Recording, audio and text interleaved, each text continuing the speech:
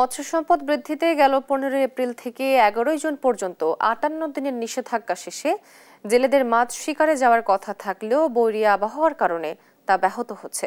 এতে দুশ্চিন্তায় জেলেরা। এ বিষয়ে বিস্তারিত জানাতে যোগ দিচ্ছেন আমাদের সহকর্মী আব্দুর রহমান। বৈরী আবহাওয়া কতদিন নাগাদ থাকবে এবং এ বিষয়ে কি বলছে আবহাওয়া অফিস, জানাবেন।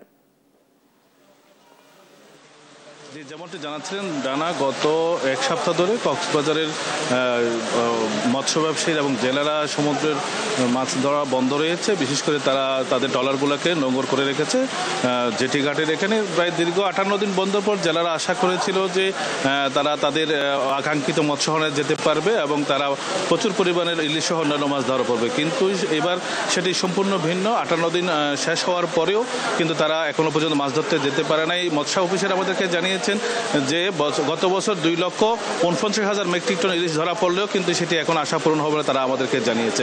সবচেয়ে যেটি বিপাকে পড়েছে 65,000 নিবন্ধিত জেলে এবং অন্যান্য মিলিয়ে 1 লক্ষ জেলেরা কিন্তু এখন তাদের পরিবার পরিজন নিয়ে খুব দুঃখের দিন চলতেছে এবং তারা তাদের সরকারের কাছে বরাদ্দের জন্য আবেদন জানিয়েছে এবং তারা যেটি জানিয়েছে যদি আবহাওয়া এরকম চলতে থাকে তাদের সেই পরিবার পরিজনের কষ্ট হয় এবং সরকারি বরাদ্দের জন্য তাদের দেওয়া হয়। এবং অন্যদিকে ইলিশের দামও বাজারে